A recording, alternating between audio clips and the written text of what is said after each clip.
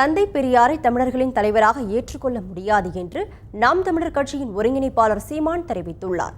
தந்தி தொலைக்காட்சியின் தலைமை செய்தி ஆசிரியர் ரங்கராஜ் பாண்டியின் கேள்விக்கு சீமான் அளித்த பதில் இதோ உங்கள் பார்வைக்கு.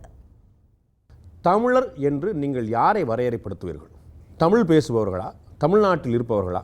தமிழை தாய்மொழியாக கொண்டு ஒரே ஒரு மொழி தான் பேசுகிறவங்க இருக்காங்க, வீட்டிலையும் வெளியிலையும் எல்லா இடங்கள்லையும். இவர்கள் தமிழர்கள்.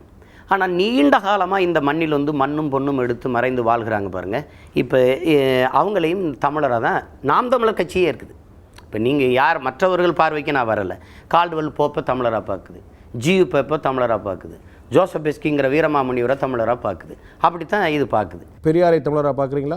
பெரியாரை தமிழராக பார்க்குது. பெரியாரை வந்து தமிழை மட்டும்தான் தந்தையாக ஏற்றுக்கிட்டான், கன்னடராக ஏற்றுக்கிட்டான், தெலுங்கராக ஏற்றுக்கிட்டான், மலையாளியத்தை. பெரியாரை வந்து தமிழர் தானே தந்தை. பெரியாரை எமது பெருமைக்குரிய வழிகாட்டின்னு தான் நம்ம ஏற்கிறோம். ஆனால் அவர் தலைவரை ஏற்க மாட்டேன்னு சொல்கிறது தலைவராக ஏற்கிறதுங்கிறது உங்களுக்கு அதை நீங்கள் புரிஞ்சுக்கணும். இல்லை, நான் இன்னும் சரியாக கேட்டுறேன். தலைவர் பாருங்க தம்பி, நான் இன்னும் சரியாக கேட்டுறேன். இங்கே பாருங்க, யார் தமிழன் என்பதில் நீங்கள் சொல்கிறீங்க, இங்கே இருக்கக்கூடியவர்கள் தமிழை வெளியிலும் உள்ளேயும் தமிழ் பேசுவோம் தமிழன், இங்கே பிறந்து வளர்ந்தவன் தமிழன். ஒன்று.